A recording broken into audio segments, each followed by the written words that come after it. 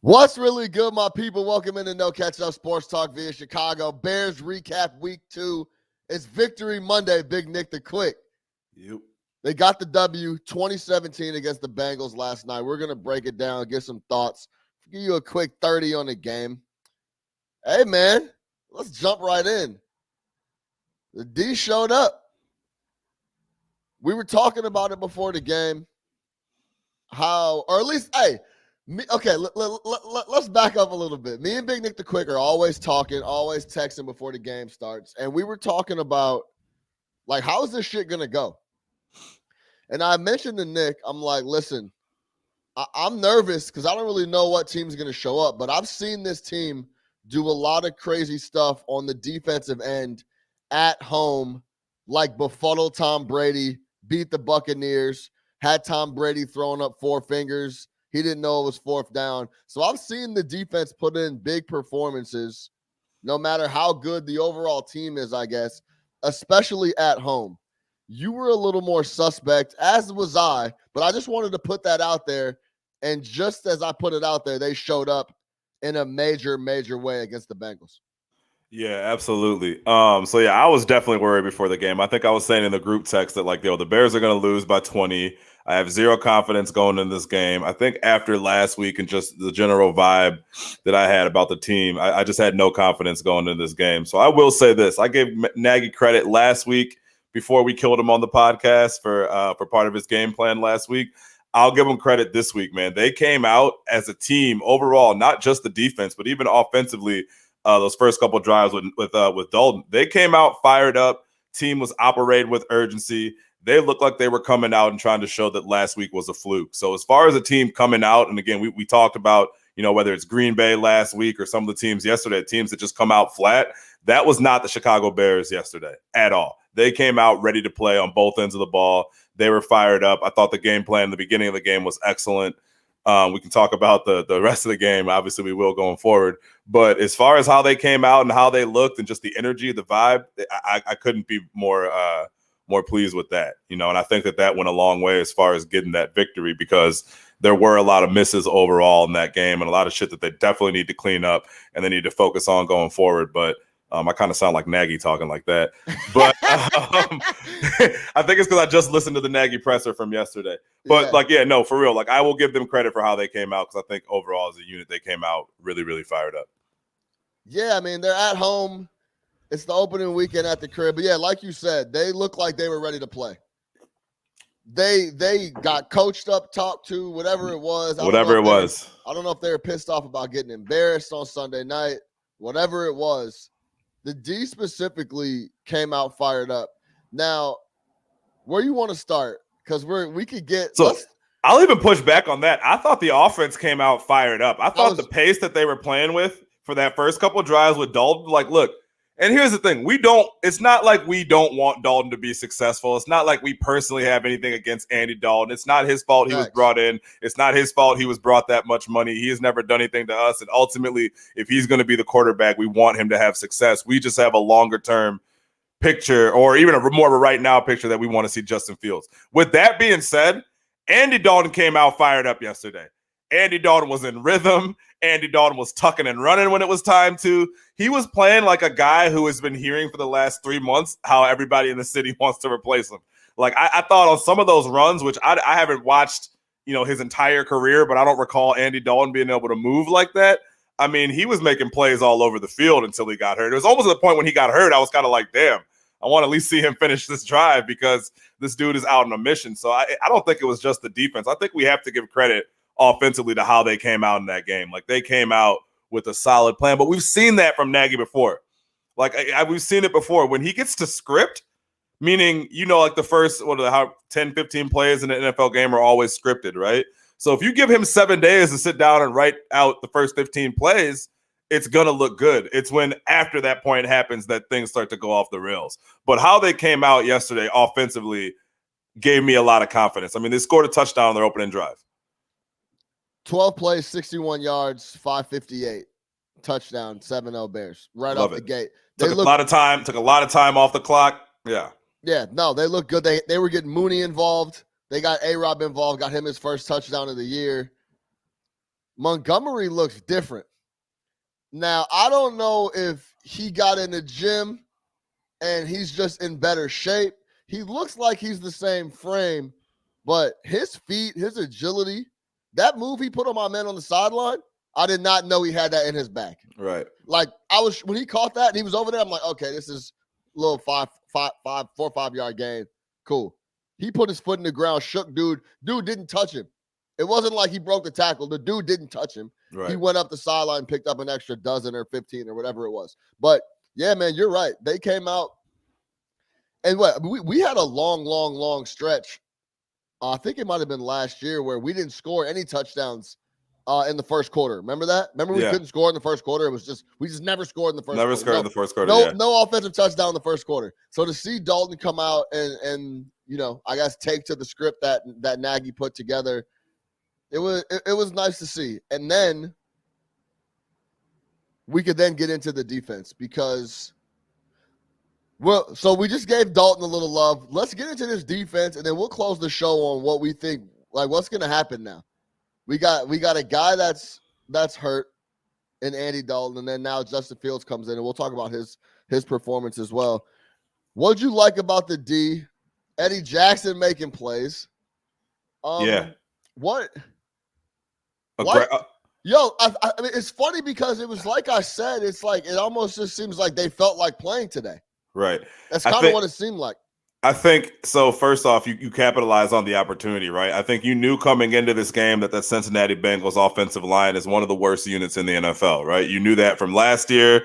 You knew that they didn't in the first round. Hey, Jamar Chase is great, but in the first round they took a receiver, right? So it's not like they took some premier offensive lineman to come in there and shore up that problem over there. So you knew that was still going to be an issue. Burrow was sacked 5 times last week, so look, he's ripe for the picking. And they didn't do him any favors with the game plan. I saw a lot of empty backfield back there. Like they were just kind of leaving him out there to get hit. So the defense recognized that, and I thought they capitalized on it. Look, we had a Robert Quinn sighting early, right? Made a dumb play later in the game. There was no real – you could say it's soft, but there was no reason to push him at the point that he did when he was out of bounds. But outside of that, we had a Robert Quinn sighting yesterday. He was in the backfield. Khalil Mack was in the backfield. Eddie Jackson was making plays in the backfield. When you saw him make a play on the ball carrier in the backfield and just how fired up he was about that, coming up and stuffing that run, you knew that they were coming to play, right? And you can get into the 3 straight turnovers. You can get into the Roquan Smith defensive touchdown. But I think it really started up front with the pressure that we were bringing. We didn't necessarily need to blitz a lot of people.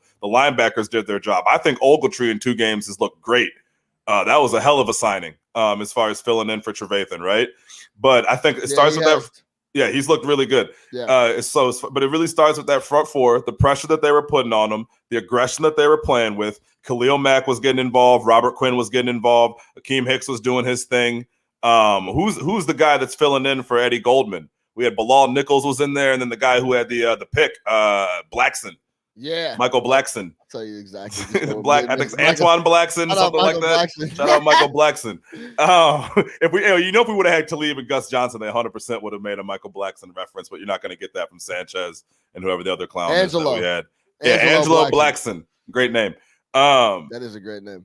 Yeah, those guys were doing their thing. So it really starts up front. I talk about it all the time. You know me, offensive line, defensive line. If you take care of that, if those units are producing, it opens up everything else because it covers up so many other holes that you might have in your team. So if you're winning in the trenches, if you're winning at the line of scrimmage, football is won and lost at the line of scrimmage, period, point blank. And the defense controlled the line of scrimmage yesterday, which caused Burrow to make some bad decision, caused him to see ghosts, and we capitalize on it.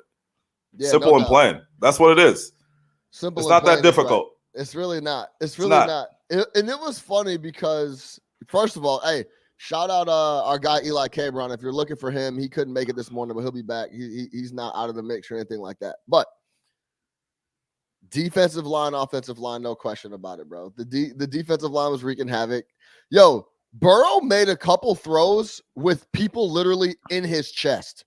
He was throwing over the top of players' helmets. We were on his ass the entire game until we started to we let up a little bit late to make it 2017. It was 20-3 for the longest, and then we gave up a couple to close the game. But yeah, you're right, man. The D line was in the backfield all day.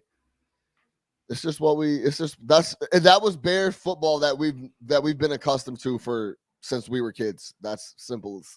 And that's all you got to do. And I'll say this, man, if I'm, what's his name? Zach Taylor over there in Cincinnati, look, you need to rethink what you're doing offensively, because you're going to get that kid killed back there, because he's elite.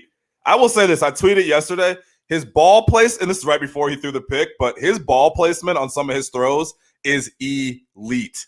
Go back and look at some of those throws and where they end up and where he's able to put the ball. His ball placement's elite. We saw that at LSU. I'm sorry, at LSU, right? But you got to protect that kid. You can't go back there with him having empty backfield and 5 wide when you don't have an offensive line to protect them. So, but again, man, Desai, shout out Sean Desai. They 100% took advantage of what they saw out there, came out ready to play, fired up, and I love seeing that. Like, I really, really, really love seeing the team come out and respond to what they've been hearing all week. And I think that speaks to the coaching staff having them ready on both sides of the ball. That's the good of that game. This is definitely a good, bad, ugly game, but the good is how they came out, the fact they took advantage of their opportunities, and obviously that we got the W. One more comment on Joe Burrow. I don't know. I can't remember last time I saw a quarterback throw 3 interceptions on his three dropbacks in a row. Yeah. And he did not blink. He didn't blink on the first one. He didn't blink on the second one. And he didn't blink on the third one. One was taken back to the house by Roquan Smith for 6. They showed him on the sideline after every one. Didn't blink. This is fine. He'll be fine. Chin strap buckled up. Let's go. No problem. Put me back out there. And you saw it at the end of the game. If Fields doesn't pick up that 3rd and long, we're in trouble. We're in trouble. I'm gonna tell you that. I'm gonna tell you that right now. We both tweeted scary hours at the same exact time, like that, because it got real spooky. That's when we start to get into the ugly, the bad, and the ugly of this game. Is how spooky it got in the second half, because not just Joe Burrow started doing things, but because offensively we have an inability to score points. Yeah, you score a touchdown on the opening drive. The offense scores 6 more points the rest of the game. The offense scores 6 more points the rest of the game. None of them are touchdowns, by the way. I have a tweet. I had a tweet in the drafts. This is when we were up 20-3 still. So I shelved it when they started scoring touchdowns. I thought we were going to lose for a second. So I shelved it. But what I said was, don't let this defensive performance, this dominant elite defensive performance, blind you from the inability for us to do anything, and that lands at Matt Nagy. It's every week. We don't score any points. We don't score. And you said, what was it, 5 minutes and 58 seconds for the opening drive? 5 minutes, 58 seconds. So for the next 54 minutes, the offense put up 6 points. 6 points. 6 points, 2 field goals. That's in a game when you get 3 interceptions and a forced fumble recovery. Think about that. Right? So it's not just a regular flow of game. You get one of the interceptions will take it to the house, but you get 3 extra possessions based off turnovers. And most of them were in good field position. Yeah. So, and again, like, hey, look, I'm. People are going to be like, oh, the Bears won, and we're negative. It's not negativity. It is what it is. They almost lost that game because the offense has an inability to put points on the board in any way. He cannot manufacture any type of touchdown drives. So you go up big, you go up 20-3, but it's never safe because you're not going to score again. You scored 6 more points on offense after the opening drive. You take away that Roquan touchdown, which happened in games last year, which happened in games the year before. Maybe you get a punt return for a touchdown, or you get some fluky ass touchdown. When you pull that away, it's not. We didn't score 20 points. We scored 14 points. No, and just so we're clear, opening drive is a touchdown. 13. Opening drive is a touchdown. We don't score any points in the second quarter. We don't score any points in the third quarter. We get a pick 6 in the fourth quarter, and then 2 field goals off of really good field position, off of 2 other turnovers. So there you go. So that's a really good point, and that actually leads us perfectly into what we could talk about. Now, does some of that land at Justin Fields' feet? Because it looked like Dalton was able to move it when he was in the game. So maybe we would have scored some more points. But, I mean, maybe, shoulda. Yeah, woulda, coulda, shoulda. I mean, if you didn't get hurt, sure. But, I mean, you're still left with what you're left with. Yeah, but off of previous, for going by what we've seen before, we just didn't score any points. You watched these games yesterday, right? You saw some of these afternoon games. Teams are out there scoring points at will. in the NFL in 2021. Yo, real teams shit. are out here scoring. And I know I get it. Like, hey, we don't have Kyler Murray. We don't have Lamar. We don't have Pat Mahomes. I saw the Lions put up, 33 last week? You know what I mean? I've seen teams put up, the Vikings yesterday put up 30-something in a shootout. So don't give me that. I don't want to hear it. I don't care if it's Justin Fields. I don't care if it's Justin Herbert. I don't care if it's fucking whoever it is. Put the system together. Put the system together to put together some points. They're literally begging you to score points in the NFL nowadays. Everything's a PI. You know what I mean? Everything's a roughing the passer. Everything's a taunting. So you're getting yards.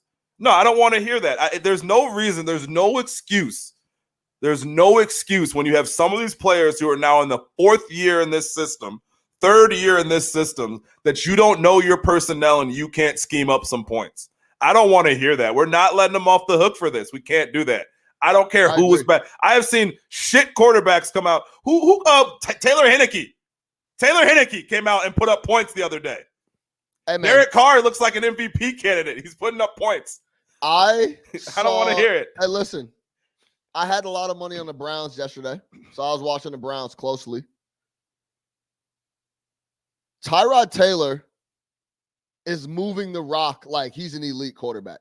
The scheme and the plays and everything they were running yesterday.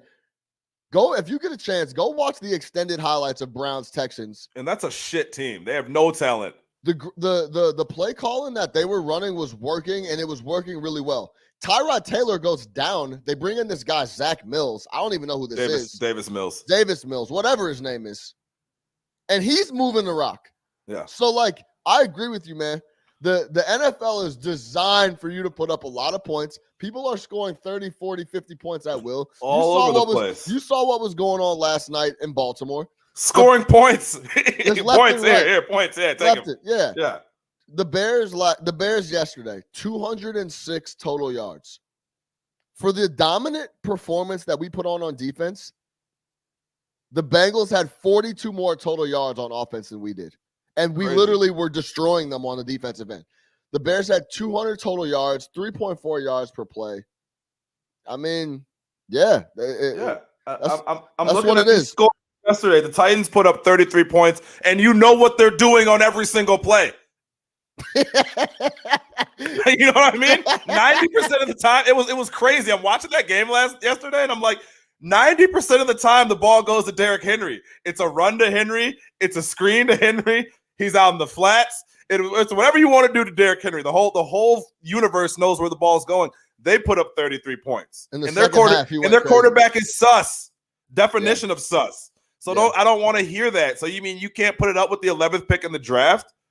Like, come on, man. I don't want to hear that. You have so much time. You have all the bites of the apple. You're up. You could take some risks. Your defense is playing lights out. They're giving you the ball back. You have the utmost confidence in them. You're playing against a team that can't protect their quarterback. I just never see any of the – I guess every time we see a gimmick or gadget play from Nagy, the shit doesn't work. It doesn't work. But then I watch Baltimore and all these other teams, even Tennessee or even Arizona. And it's like, man, we could easily have some of these wrinkles in our shit, and we don't have any of them. Yeah. There's so many teams I see get guys the ball in space. It's crazy. Philip Lindsay, the Texans, I'm going to send you this clip. I'm going to find it. They ran like a reverse fake dummy that turned into a screen, and Philip Lindsay was just in all types of space. It's just like, man, why don't we have anything like this in our playbook? I've never seen anything like that in our playbook. And then when we try to run some gadget shit, it's some bullshit end around toss that just doesn't work. And look, and I see Level Up in the chats. He brought up a great point. A-Rob dropped a touchdown yesterday. No question. It was in the basket touchdown yesterday. That's not Nagy's fault. Yeah. Mooney didn't lay out for that first one. They went back to him on the same exact play a few plays later, but he didn't lay out for that first one. So that's a missed opportunity. Absolutely some missed opportunities left out there, but I'm still not letting Nagy off the hook. I can't do it. You're an offensive coach. There is talent on this football team. Allegedly. And you go down to the goal line, right? Great example. You go down the goal line and you don't go to Jimmy Graham. All Jimmy Graham's done his entire career is make plays at the goal line, right? It's all he did last year. It's all he did last year. It's what he does. He's fucking 6'8". Yeah. Just throw him the ball and he's going to catch it. Oh, he's going to give you a good chance to, and you don't run anything down there for him. So what's the point of having Jimmy Graham if you're not going to do that? Why are you throwing plays to Cole Kmet behind the line of scrimmage? Yeah. I mean, I can't argue with you. Hey, but listen, because that is a good point. If you throw Allen Robinson that ball 1,000 times, he catches it all 999 other times. Needs to. I've never seen him drop a ball like that ever. It was a drop, and they tried to say it was the defender made a good play. No, they showed the replay. That was one where it literally just you can't have that. Yeah, so you can't have that if you're A-Rob. And for sure. I'm not letting him off the hook on that one because he didn't even need to do anything but literally catch the ball. Hey, and speaking of the telecast, I heard one of the most egregious things I've ever heard on television in my whole life. Oh man, I tweeted this out. If y'all didn't see the tweet or hear the telecast, I don't even know who's calling the game with Mark Sanchez. I don't know Buddy's name. But he said walking around Chicago is like walking around Chicago with Mark Sanchez is like walking around Las Vegas with Frank Sinatra. That's the biggest lie I've ever heard on live television in my life. I've never heard Sanchez's name ring bells in the city from his 1 year here. Like, I don't know. Maybe he was out in the town like that, but not that I recall. If I saw Mark Sanchez in the street, I wouldn't say a fucking word to him. I'd walk right by him. Like, oh, that's Mark Sanchez. I wouldn't say free dinner, free drinks. What? Mark Sanchez. Get the fuck out of here, man. But back to Nagy. You brought up a great point, though. Yeah, it's a hell of a life. Take advantage of your opportunities, man.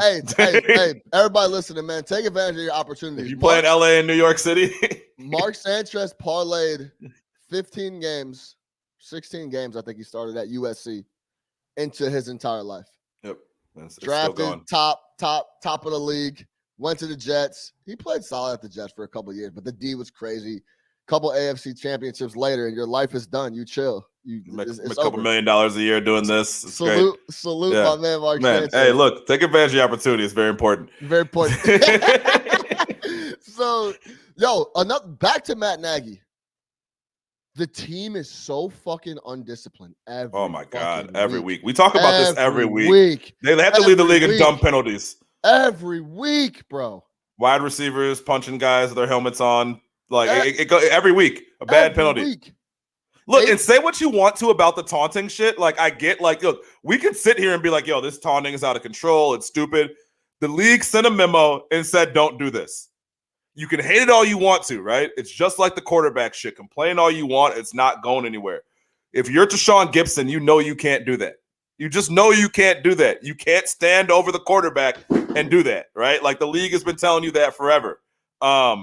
If you're Robert Quinn, you can't push somebody out of bounds. Like, you can't do that. Hey, shout out Justin Fields, man. I've never, ever in my life, we lost Nick, but I've never, ever seen in my life a quarterback pick up 2 false starts. I've never heard that ever. That's never, ever, ever happened. I also heard that Urban Meyer picked up a delay of game on a kickoff, but that's some shit I've never heard of either. But I saw Justin Fields pick up 2 false starts, anxious trying to get the ball in shotgun. I get it. You want the rock. You want to do something with it. But stay in there, stick in there. But, 8 penalties again for 70 yards for the Bears yesterday. And that might just be him not knowing. You know what I mean? Those 2 false starts. He might not know. He was anxious. He was thinking in college he could clap the ball and do shit like that. So they'll correct that. I guarantee you Tuesday morning, that's probably the first thing they're going to work on because that's 2 penalties you don't need to have. But the other shit is just dumb. Like the Gibson penalty is dumb. The Quinn penalty is dumb. Yeah. Like, those are dumb penalties. The Quinn penalty to me, again, you can't hit the quarterback barely when he's inbounds.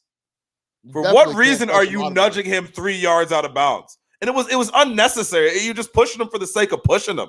Yeah. You know what I mean? This isn't a lineman. This isn't a running back. This is a quarterback.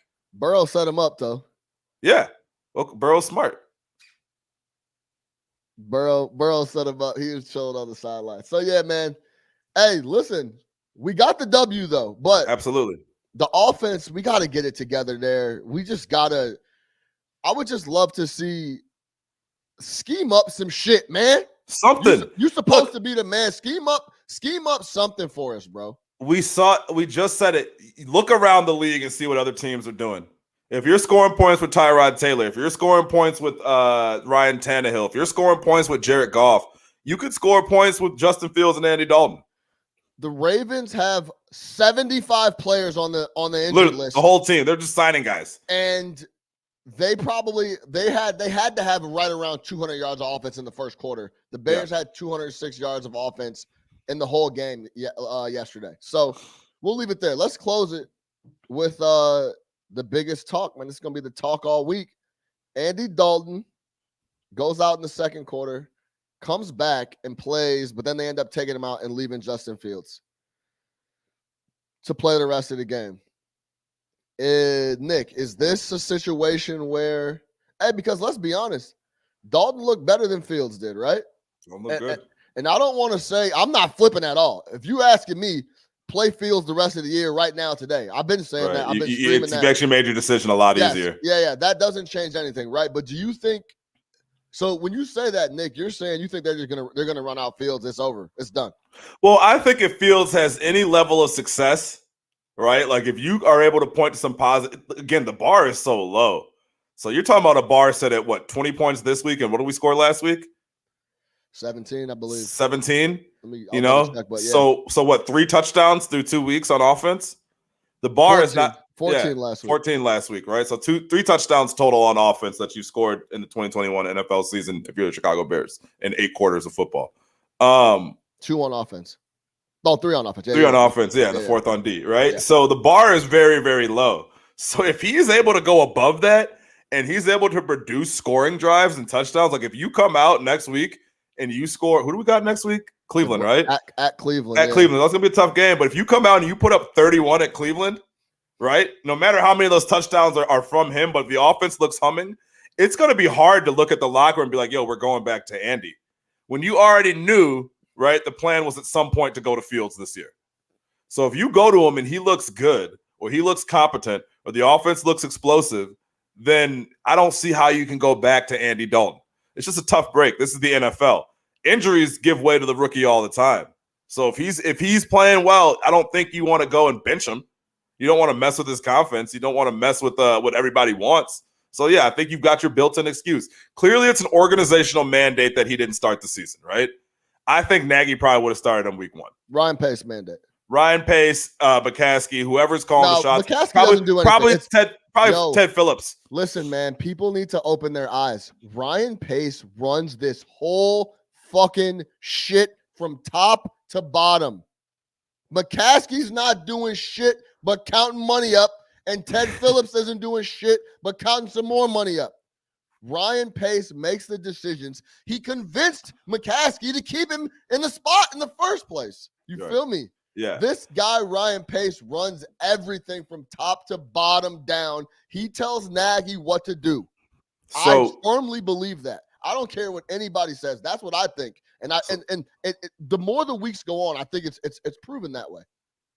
And this will probably be some good questions for Eli since he's kind of got the inside of how the Bears run. But yeah, either way, however that really happens, regardless of who's in charge, you need to stick with Fields if he plays well. Now, if he plays terribly and Dalton's ready to go, then you kind of have an interesting situation. But I'm asking you this: what if he's ready to go this week? That's what I'm saying. Andy Dalton? Yeah. And what if Andy's like, I'm good. He cleared. I'm good. What do you do? That's the thing. It's this week. Yeah, I don't know. I mean, Dalton looked good yesterday, man. So I don't know. If I'm in there, I'm probably going to Fields. I'm going to Fields regardless because I don't feel like the offense hasn't looked great. Whatever. And I get yesterday was mostly Fields. But I'm probably going to Fields. It's done. But here's the thing. After how he looked for those first 2 drives, if they went to Dalton, I'd be like, okay, I see where he's trying to sell this to people, but it's not what I would do. This is why I stick with Justin Fields. The mistakes that he made yesterday were purely like, I haven't been playing like that. Right. I haven't had the reps to play. Like, let the man go get the reps, man. I've been saying this shit forever. Let him get the reps in real games that matter against ones, and he will start to slowly look better and better as drives and games and weeks go on. And a college player, the pick was egregious, but a college player, and no college defense is running that play and making that pick. It was not like a defensive lineman or an outside edge rusher that made that pick, right? and dropped into kind of like the zero coverage. You're talking about the Fields pick. Yeah, exactly. Like, so he's never seen that before. He's never seen that Right. level of talent being able to make that play. It won't happen again. Now he knows that happens in the NFL, but you're not fucking Iowa's not running that on a Saturday afternoon, right? Listen, so like he's not used to seeing that. Bro, Fields looked bad, but what do we expect? He hasn't played. He hasn't played. Like, let him go get some reps, man. That's what I'm on. So he played bad, ball security, all that. I still don't know how he got back to that ball on the fumble. Yeah, he got stripped, and they went to pick it up, and he somehow got back and stripped I thought that was lost on us too. Yep. Yeah, so that was a crazy play, but I think a lot of the mistakes, the 2 false starts, the pick, the fumble, you can clean that up. A couple missed throws. Hey, guess what? You're a head coach in your 4th year of the league. You're an offensive-minded head coach. You're supposed to be a quarterback guru. You can clean that up. You and Laser get to work, show the film. First thing you do is clean off those false starts. Right? We'll get that yardage back today. Clean it up. Yeah. You don't do that in the NFL, period, point blank. Work on the center exchange, right? Knowing that he has a chance to be your guy. He should get a lot of reps with the ones this week regardless.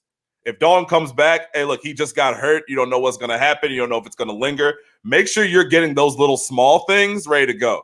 Like, you can't be losing yards on that shit in the second game. No so doubt. Clean that up, right? Figure out how you want to handle that. Get him on the right page with that, and then work on the other shit. Hey, Justin, this is what happens. This is why you threw that pick. This is what you didn't see. This is what you need to look for. Easy. We got some shit on film to go look at now. Yeah, the film is there. He wasn't playing. What do we say all the time? Watch the film. Watch the film, man. Put him down in the room. Hey, here you go. It'll tell you everything you need to know. Everything you need to know is right here. Watch the film, man. We're good. Don't worry about it, man. We can fix all this. So, yeah, I feel good about that. If you're the defense, too, going in next week, keep that same momentum that you had in this game. Stay aggressive. Understand that if you put that pressure in up front, you have the guys back there who will make the plays for you.